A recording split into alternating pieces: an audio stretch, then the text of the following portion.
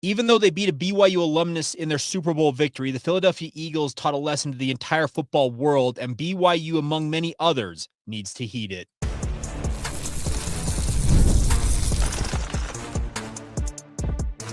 You are Locked On Cougars, your daily podcast on the BYU Cougars, part of the Locked On Podcast Network, your team every day.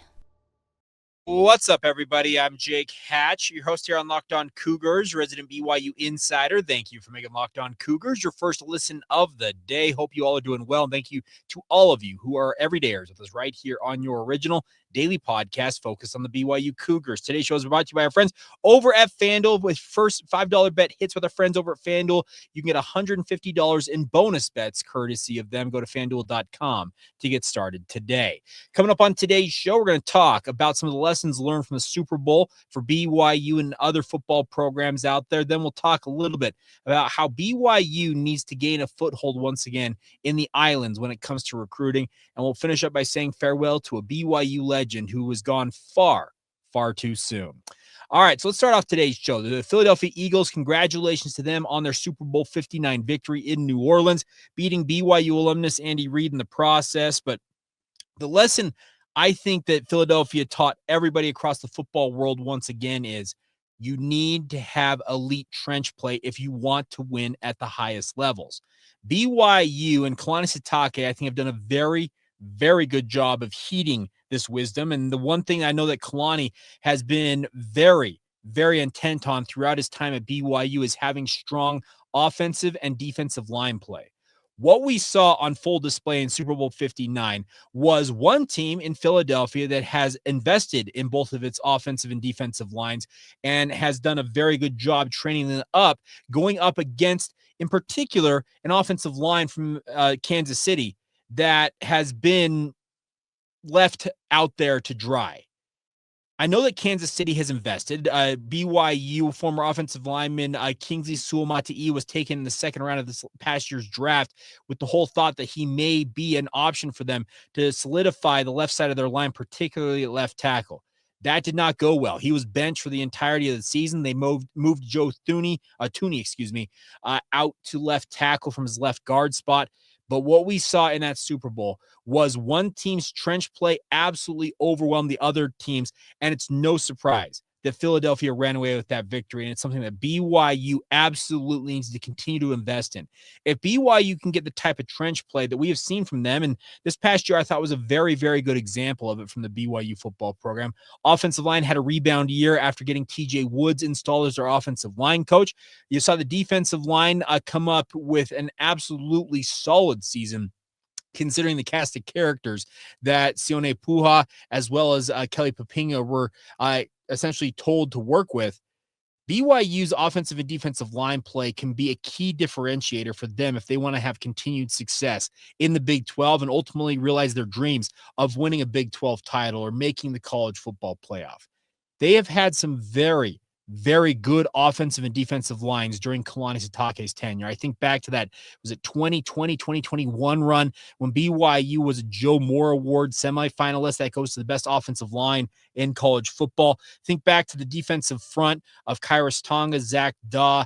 That defensive line, I think those two in particular, but there were other guys, Braden Elbakri as well on that D line. That was a very good defensive line. When BYU's been at their best, they have been led by their line play. Former BYU offensive coordinator and offensive line guru Jeff Grimes is fond of saying that the offensive line, in his mind, needs to be the tip of the spear when it comes to BYU and any football program in general. Kalani has been very intent, like I said, on building a strong front line for both his offense and defense. And I think the Cougars, the best is still yet to come. I know they're going to have to retool that offensive line. You lose your starting tackles as well as your starting center from this past year, but I think BYU did a very good job in going out to the transfer portal and also via the high school recruiting ranks to get guys that can come in and hopefully bolster that offensive line. And with TJ Woods' tutelage, I think that offensive line is only going to get better as time goes along here. On the defensive front, Jay Hill said it himself last week during BYU's annual signing day press conference. He feels like BYU's defensive line with the guys they're bringing in in this transfer and recruiting cycle should elevate what was already a very good defensive line from this past year, but take it to the next level. And considering how good BYU's defense was a season ago, if you get better defensive line play, think about how much more stingy this BYU defense will be. I know that this can come off as very boring type stuff, but Patrick Mahomes might be one of the 5 best quarterbacks at worst in the entirety of NFL football. And he looked absolutely average in that Super Bowl game because his offensive line barely gave him time to really do anything. I know they put some lipstick on the pig late in that game, a deep touchdown pass to Xavier Worthy, etc. But that's when Philadelphia had all but called the dogs off. The game had been decided. It was over at that point. You need to have an offensive line that keeps your quarterback upright and, more importantly, gives your quarterback the adequate time to go through his progressions, to make the right reads, and ultimately feel comfortable enough that he's seeing the whole field and not worrying about who's at his feet and trying to take him down. When quarterbacks are looking 3 feet in front of them, there's no way they can see that wide receiver 40 yards downfield who's got his hand up and he's screaming for the football.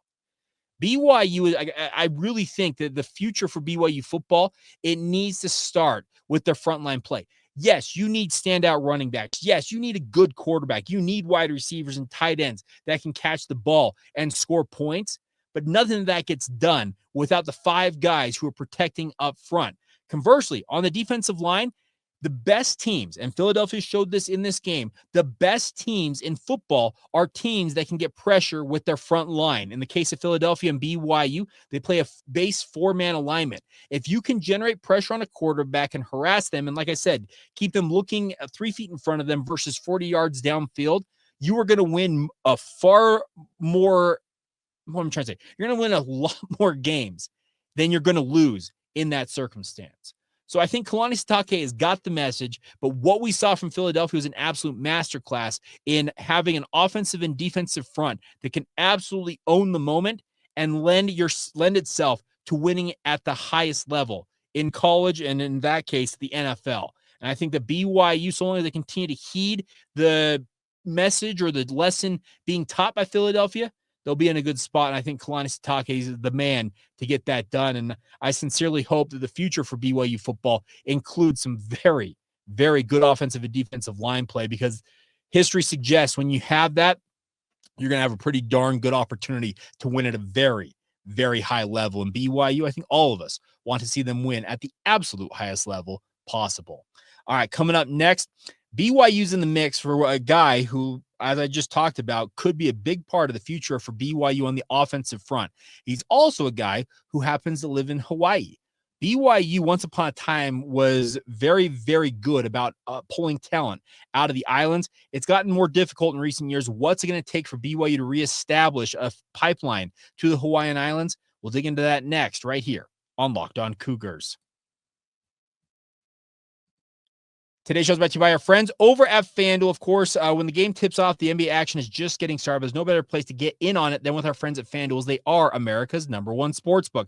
With FanDuel, you can place live bets throughout the game. Even if you miss the opening tip-off or want to bet on just the fourth quarter comeback that you may be seeing, you can stay in on the action all game long. If you're looking for a bigger payout, even combine your live bets into a same-game parlay. Well, you can make you some extra money along the way. All of us seem to want to have an extra, incentive to watch the game or enjoy it just that much more. Do it with our friends over at FanDuel. Right now, new customers can bet $150 in bonus bets if your first $5 bet wins. You heard that right. Visit FanDuel.com and win $150 in bonus bets if your first bet wins. So go online or use the app today, FanDuel.com, for your shot at that $150 in bonus bets, courtesy of your friends over at FanDuel. Make every moment more and do it with our friends at FanDuel, the official sports betting partner of the NBA. Thank you once again for making Locked On Cougars your first listen of the day. Hope you all are doing well on this Monday. All right, some good news this past week in the recruiting front for BYU came in the form of Malachi Lee. He is the top-rated offensive lineman and lineman in general out of the state of Hawaii, who announced his top 6 schools that he's being courted by, and I can assure you he's being courted by seemingly everybody across the recruiting landscape. But BYU made his final 6. He named Alabama, Georgia, Michigan, Texas, USC, and BYU as his final 6 programs he's interested in. This is a 6'7", 310-pound prospect, a 4-star bona fide sensation in Malachi Lee. He is the number 1 prospect in the state of Hawaii. And to see BYU's name up against, like I said, the blue bloods of Alabama, Georgia, Michigan, Texas, and USC means that BYU's doing something right here. And I'm not sure that BYU will win this recruiting battle. I can't say that at this point. Malachi Lee is going to have to go through a number of visits because obviously he'll be doing that. He's out of Kamehameha High School in Honolulu. But he is a guy, much like a lot of these prospects from the state of Hawaii, who is being courted by the who's who of the college football universe. Few decades back, some of our older listeners will remember this. BYU had a pipeline to the Hawaiian Islands, particularly to the North Shore of Oahu, that gave them some of the greatest players in BYU football history. BYU routinely was bringing guys over from Hawaii. Lavelle Edwards would get them into the program, and they would do incredible things. In more recent years, other programs paid attention to that, Utah chief among them, and started to siphon off some of that talent. And it's getting even more difficult every year that we go along because every program goes over to Hawaii to recruit its top athletes, and for good reason. BYU made hay with a lot of these great athletes. Think of some of the guys of yesteryear, the stars that came out of the Hawaiian Islands that went on to be absolute sensations in Provo, Utah. Well, it's tougher now to win those recruiting battles, but I think it's imperative with BYU's ties now to the Big 12, being a Power 4 program, coming off an 11-2 season. BYU needs to do their absolute darndest to get that BYU to Hawaii pipeline or the Hawaii to BYU pipeline going once again. It's never been completely cut off. BYU has pulled its fair share of athletes out of Hawaii, but they're not the top shelf athletes like BYU used to bring over, if that makes sense. A guy like Malachi Lee, if he were to pick BYU, would be a major recruiting win, regardless of him being from the islands. The bigger point to be made is BYU needs to take as many swings as possible at athletes from Hawaii and get that pipeline pumping some more of those athletes into the Provo area. I think that BYU would be best served if they can get back onto the North Shore and make places like Kahuku High School. I know that Kahuku wears red, but make them wear BYU blue. Get back into Laie in large doses. I like the fact that BYU's trying, and we've seen a number of coaches go over. Kalani Sitake was just recently inducted into the Polynesian Football Hall of Fame, which is the Hall of Fame itself, the actual physical hall, is on the grounds of the Polynesian Cultural Center there on the campus of BYU Hawaii. So the connection between BYU and Hawaii, it's not far away, and there's a lot of strong connections with the Church of Jesus Christ of Latter-day Saints and to the North Shore, obviously being the sponsoring institution of BYU. But I want to see more from BYU's recruiting efforts on the islands. And I think a guy like Malachi Lee, for him to have BYU in that final 6, that's awesome to see. That means that BYU is making inroads. I'm not saying that they're not, because to have a guy like Malachi Lee list BYU among those blue bloods as one of the schools he's interested in, that's a big win for the Cougars just to be mentioned in that group. They're going to have to continue to really work hard to garner his commitment and ultimately his signature on his letter of intent, or I guess what it is now is a scholarship agreement, a financial aid package. The national letter of intent deal has kind of gone by the wayside in this era of the transfer portal, but I do appreciate the fact that BYU is realizing, hey, we can flex more muscle on the recruiting front than we ever have before. Because when you're 11-2, you beat the likes of Colorado in the Alamo Bowl. A lot of people sat up a little more straight and said, hey, what's BYU doing here? And I'm sure kids in Hawaii, kids across the country saw BYU do what they did to Coach Prime and the Colorado Buffaloes and said, hey, a BYU school is not so bad.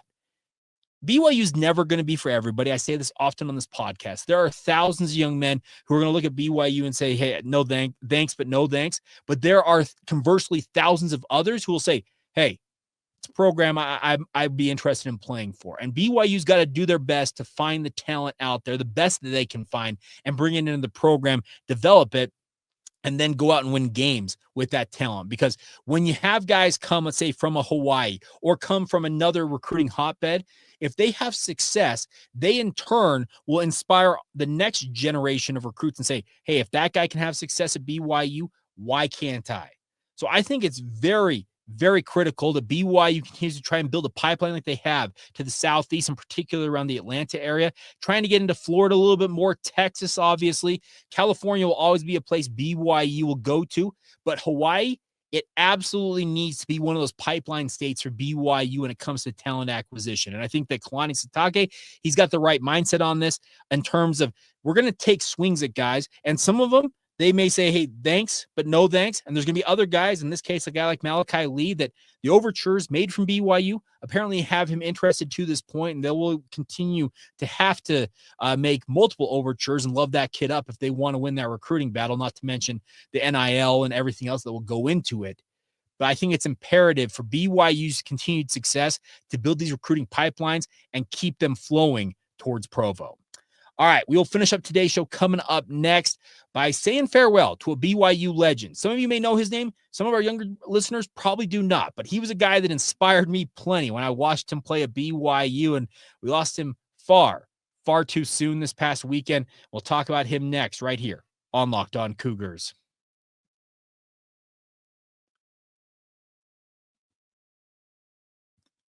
Thank you once again for making Locked On Cougars your first listen of the day. All right. I wanted to finish off today's show by saying farewell to a BYU legend that, as I mentioned, some of our younger listeners may not be aware of who he is, but I've got to change my headwear here as I record this because I've got to pay the proper homage to this individual. And I'm going to put this on. Many of you are going to recognize it immediately, but we've got to say farewell to Jake Shoff. Now, obviously, he's a namesake of my own, but Jake Shoff passed away after suffering what the authorities described as a medical episode, and then his car flipped over. He was extricated via the sunroof from his vehicle. It was the point of the mountain on I-15. He ultimately succumbed to his injuries this past weekend. Awful, tragic loss, because Jake was never the star at BYU. He was a star in high school, I can assure you of that. I remember actually watching him play for American Fork for a short time, but he was a really, really good basketball player, but more importantly, a really, really good human being. I've got a connection to Jake very loosely. Ben Criddle, obviously, many of you know him from Cougar Sports 960, now ESPN The Fan. Ben was Jake's brother-in-law. Jake had married Ben's sister. And during my time working with Ben, just some different BYU things over the year, over the years, I should say, I had limited opportunities to interact with Jake, but always came away very impressed with him as a human being. The other thing is I'm young enough I was in high school when Jake was doing his thing. I was actually in junior high and high school when he was doing his thing at BYU. As I mentioned, he was never the star attraction at BYU. In fact, he was the backup to the star attraction in Rafael Arujo. Many of you will recognize that name. Was this awesome 6'11" bruiser at center for some of the best teams that Steve Cleveland had during his time as BYU head coach. But then there was this headband wearing, cutoff t-shirt wearing big man who would come in to relieve Hoffa, and his name was Jake Shoff. And Jake, he was a fun dude to watch. He looked like the everyman out there. He inspired me. I was a guy who played church ball. I was never tall enough or big enough to really play anything more than that. But watching Jake do his thing made you think, you know what? If he can do that, I can do that. And I loved watching Jake Shoff play hoops for BYU. And I know that many of you out there listening and or watching to this podcast will be able to say the exact same thing. He was a delight to watch because he went out there, and while his game was unorthodox in many people's eyes, it was effective. And that's I think also what set him apart as a basketball player. He was never the most in shape. He was not the complete, built like a Greek god. Like Rafael Arujo was carved out of granite. He looked Hoffa, and a guy like in this current BYU squad, Keba Keita, they're what you think of like just super athletic, cut, defined athletes. And Hoffa was just this physical specimen. But Jake came in, and while he wasn't the most cut guy, you knew what he was going to offer, and that was a bruising style. He was unafraid to throw his body around. He was unafraid to play at a very high level, and BYU fans embraced him. I guess, the modern comparison, but it's a completely different comparison. But think of how beloved Richie Saunders was the past 2 years for the BYU basketball team. Richie was never, like I said, the star attraction. Now this year he is. Let's clarify one thing. Right now, Richie Saunders, he is one of the stars, if not the star attraction for the BYU basketball program this year. But remember, the last couple of years, he was this gritty, tenacious sixth man who just was incredible in the role he played for BYU. That's what Jake Shoff was for BYU. He played in 57 of 62 games over 2 seasons. Saw action in 2 NCAA tournament appearances with the Cougars, averaging 11.5 points per game, while featuring alongside greats like former McDonald's All-American Garner Meads and obviously future NBA big man Rafael Araujo from 2001 to 2003. Jake shot nearly 62% from the field while averaging 3 rebounds off the bench as a senior for the BYU basketball program. He had a career high 15 points in a win over Pepperdine. And like I said, he felt like he was the everyman, 6'9", 265 pounds. Jake was a giant just in terms of like I said, you want to be the everyman? No, he was much bigger than that. But the way he played, this is from my vantage point, inspired me to say, you know what? He's effective in his own role. When I'm playing basketball, I can be effective in my own role. Just have to carve out a way that for me to be able to go out and play the game. And basketball was never my strongest sport. I got no problem saying that. But I love to hoop. I still love it to this day. My son right now is playing junior JAS basketball, and he's just starting on his basketball journey, but it gets my juices flowing again. I absolutely loved playing basketball, and I don't mind saying it. Jake Shoff was a big part of the reason why I love to play, because watching him inspired me to want to go out and play even more than I already did. And I played a lot of pickup and church ball throughout my youth. But it's sad to think of his 4 sons, his wife, losing him. I think it was at the age of 46 or 47 is what the police report said. It's far too soon to lose a guy like that, because like I said, the limited interactions I had with him over the years, he always was kind. You can go and look at the different people who have posted about Jake. There is nary a bad word being said about this guy. People absolutely loved him, and he lived to hold people up. He worked in addiction recovery for many, many years. I think that was what he was still doing at the time of his untimely passing. He is just an incredible inspiration, I think, to all of us. And I just want to publicly express my condolences to the Shoff family, to the Criddle family. It's tough to lose people like that, because Jake is the best of us. I said that on social media in the aftermath of the news officially coming out. And that's why I put this headband on, because that was one of the iconic things about his time at BYU. Go back and look at any picture of him playing on the court for BYU. He had that cutoff T-shirt underneath his jersey. By the way, some of the best jerseys in BYU basketball history. That's my personal opinion on that matter. But he had that cutoff jersey, and he had the white headband. And it was really cool to see his son's youth basketball team wearing jerseys that had JS on them. And obviously his son hoisting up 3-pointers and put on a show that his dad would have been very proud of had he been able to watch it in person. But I got no doubt that Jake had the best seat in the house. So really, yeah. It's one of those things. I'm a softie when it comes to this stuff. Any of you who are longtime listeners to this podcast know that I cry at the drop of a hat when it comes to stuff like this. But I just want to say thanks to Jake, because like I said, I don't think I ever expressed to him what he meant to me in, like I said, junior high and high school, watching him play at BYU. But the fun part is, it seems like every generation at BYU has got a guy or two like that. Like I said, a guy like Richie Saunders right now for the BYU basketball team.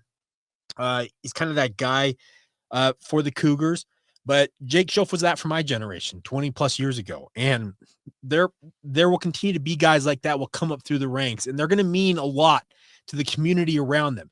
They may never be, like I said, the star attraction and be the guy, the guy for a BYU team, but they will still inspire many, many fans out there. And that's what Jake did for me. So once again, rest in peace, rest in love, whatever term you want to use, to Jake Shoff. And I know that the community will rally around his family. He's got, I know that Ben Criddle and his family will rally around his sister, who is now a widow. But the show family should never be far from the thoughts and prayers and the good wishes from Cougar Nation, because Jake was truly the best of us. And I think we were all better for having had interactions with Jake over the years, as limited as they might have been in my case. Some of you probably had far more interactions with him, but it's incredible to see the reaction to his untimely passing and how inspirational this guy was, both on the basketball court, but more importantly, just in everyday life. And here's to the next generation being inspired by him by thinking back on his memory. All right, that's going to do it for this edition of Locked On Cougars. Really do appreciate all y'all's support. Really does mean the world to me that we can have discussions like this every single day. That's the appeal of what I do. And I know a lot of people ask me all the time, how do you come up with stuff every day? You know what? There's stuff out there, and we will talk about it. We'll talk more about it. BYU spring ball starts later this month. We're not that far away from that. So a big thank you, as always, truthfully, for all your support. Thank you once again for making Locked On Cougars your first listen of the day. And as always, thank you for being everydayers with us right here on the Locked On Cougars podcast.